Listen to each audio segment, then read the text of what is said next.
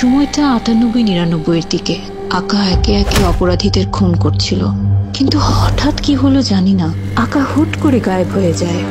আমার নাম আবুল কালাম আজাদ। আমার স্বপ্ন হচ্ছে আমি একজন রকস্টার হব। এই বয়সটা স্বপ্ন দেখার বয়স না।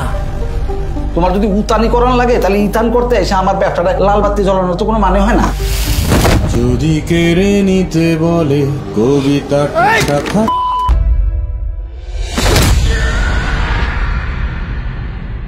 আপনাকে খুব চেনা চেনা লাগছে, কোথায় দেখেছি বলেন তো? মানুষের দেহ মরে, কিন্তু প্রেম মরে না। আপনি কবি নাকি? খুন করাও একটা শিল্প। মেরে ফেলার ক্ষমতা সৃষ্টি করার ক্ষমতার চাইতেও কোনো অংশে কম না। আরে তুই তো ওই বোধাই গায়কটা। আজকাল আমি মানুষ রূপে পশু দেখি কেন?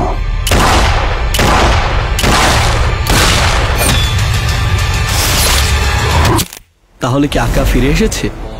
দেশের যে অবস্থা, কোনো কারণে যদি আকা ফিরে আসে মন্দ হয় না। You are dealing with the guy who wants popularity. রাগ, প্রচন্ড রাগ। আজ আমাদের মাঝে এক বিধ্বংসী রাগ জমাট বাঁধছে। এই ইন্টারনেটের যুগে আইনের ভাবনার চেয়ে জনগণের ভাবনাই বেশি গুরুত্বপূর্ণ হয়ে ওঠে।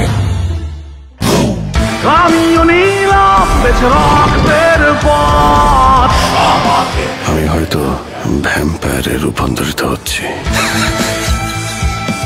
এখন না আমার জীবনে কোনো উপদেশ ভালো লাগে না। আমার বারবার মনে হয় যে আমার উপদেশ দেবে তার দমই আমি বন্ধ করে দেব। তোমাদের আর ভয় নেই, আমি এসে গিয়েছি তোমাদের মাঝে।